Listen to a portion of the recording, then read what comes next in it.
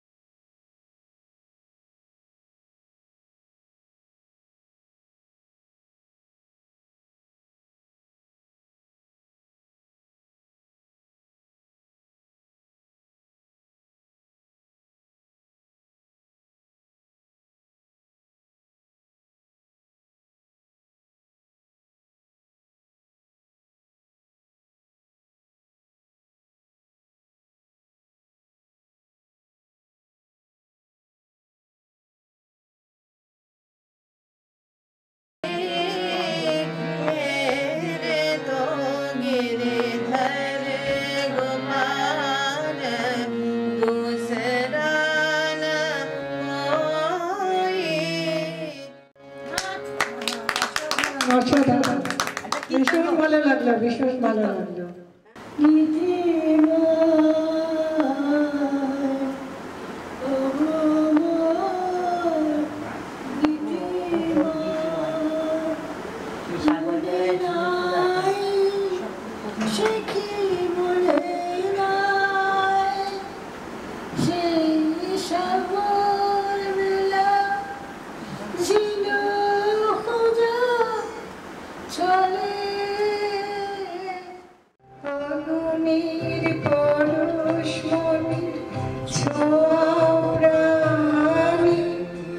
জীবন পূর্ণ করো, হে জীবন পূর্ণ করো।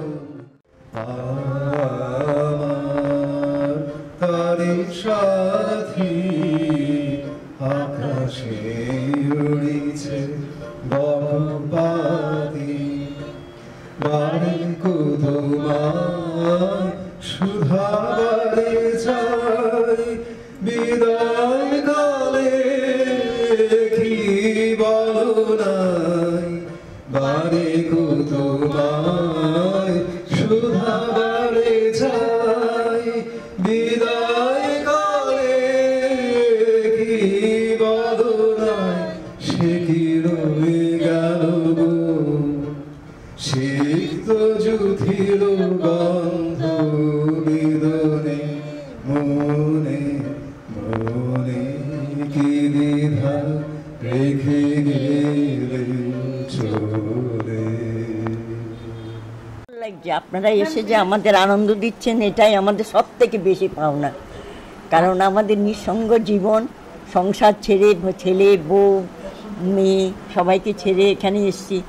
এখানে এই সন্ধ্যাটুকুর আনন্দে এই গান বাজনার মাধ্যমে বা এই আনন্দের মাধ্যমে কাটাতে পারলে আমাদের খুব ভালো লাগবে। এর থেকে পাওনা আমাদের আর কিচ্ছু নেই।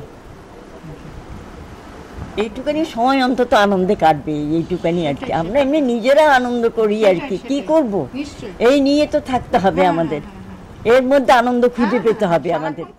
বলার নেই, আমরা এখন এখানে আছি, কি করবো, ছেলেমেয়েরা বড় হয়েছে, তাদের তো দেখতে হবে, তাদের চাকরি টাকরি আমাদের দেখতে পারে না, তাই আমাদের এখানে দিয়ে তারা নিশ্চিন্তে আছে, সেইটাই আমাদের ভালো লাগে। আর কি করবো বলো, আর আমরা তো অসুস্থ হবই, ওরা তো তখন ওরা এসে তো আমাদের দেখছে। আর হিমাদ্রির কথা বলবো, ওর তুলনা হয় না। ওরা না থাকলে, মানে এই আজকে এই বৃদ্ধাশ্রমগুলো না থাকলে আমাদের খুব অসুবিধা হতো, বুঝেছো বাবা?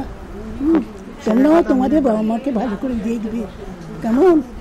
হ্যাঁ, ছেলে মেয়ে বলে নয়, আমার তো দুটো মেয়ে, আমার তো জামাইরাই দেখছে, কিন্তু কী করবো, ওরাও তো অসুস্থ হচ্ছে, ওদের কাজ আছে। তাই বললাম বাবা এখানে রেখে দে, একা একা থাকতাম, তাই এখানে রেখে দে, এখানে রয়েছি, ভালো হয়েছি, খুব ভালো আছি আমি।